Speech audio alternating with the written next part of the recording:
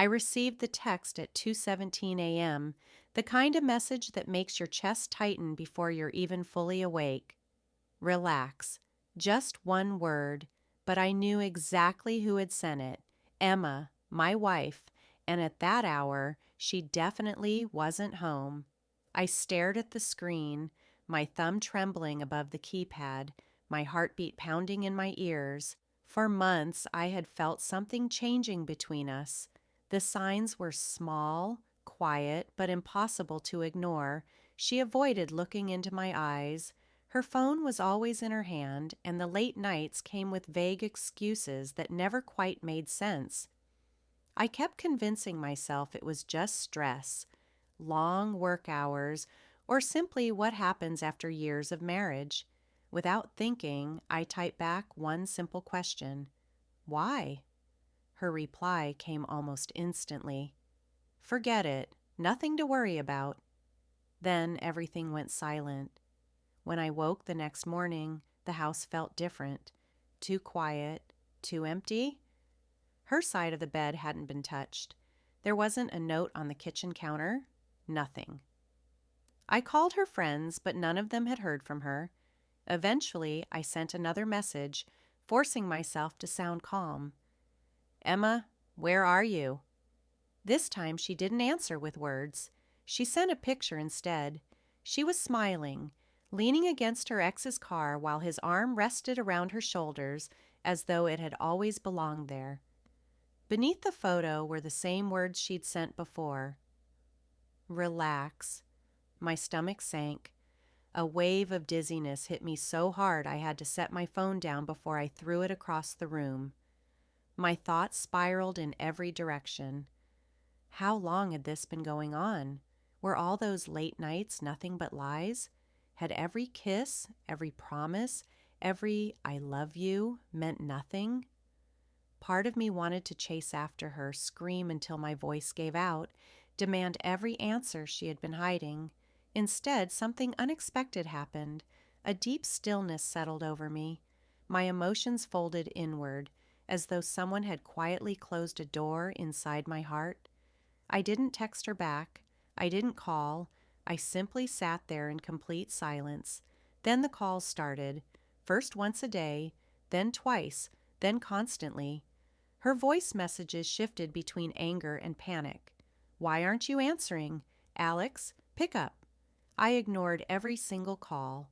Soon she began showing up at the house, pounding on the front door and shouting my name.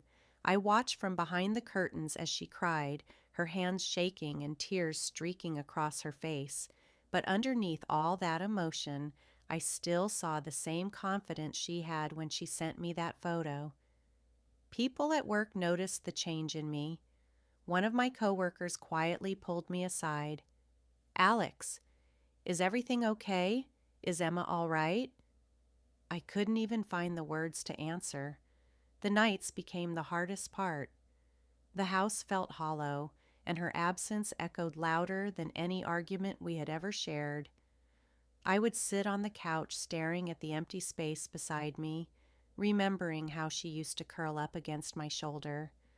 Over and over, I replayed our marriage in my mind, searching for the exact moment I had lost her.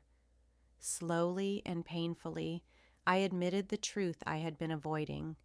I had trusted her completely. She had chosen someone else? 2 weeks passed. She never stopped calling. Finally, one day, I answered. Alex, finally. Her voice trembled, filled with fear tangled together with anger. Emma, I said quietly, I saw your message. I saw the picture. She took a shaky breath. You knew? I knew. A long silence followed. When she finally spoke again, her voice cracked. I never meant for this to happen. I really didn't. You sent me the picture, I interrupted. You didn't even try to hide it. You wanted me to see. I wasn't trying to hurt you, she cried. You were with him, I replied. You left me alone while you went back to him. She struggled to explain herself. I didn't know how to fix it. You thought I'd simply forgive you because you asked? Silence. Then, barely above a whisper, she said, "I love you." A bitter laugh escaped my lips. "Love? That's what you call this?" "It wasn't supposed to end this way," she sobbed. "It ended this way because you chose it," I answered.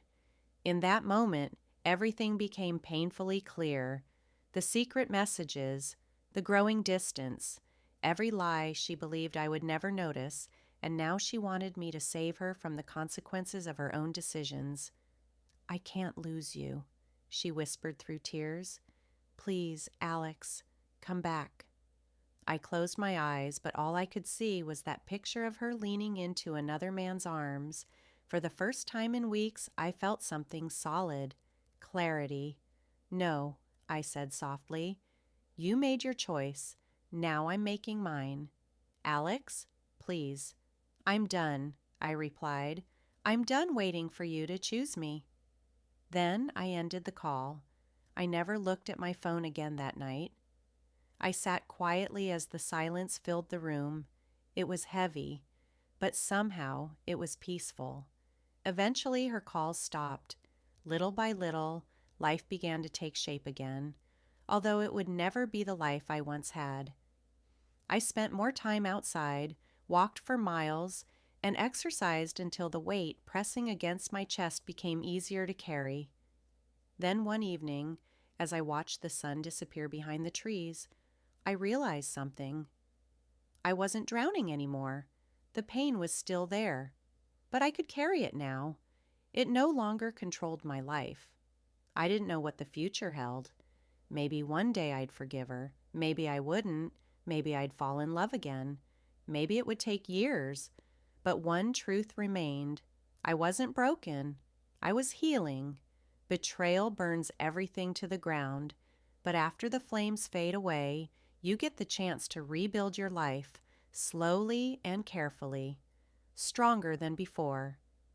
That night, I picked up my phone, opened Emma's contact, and deleted her number.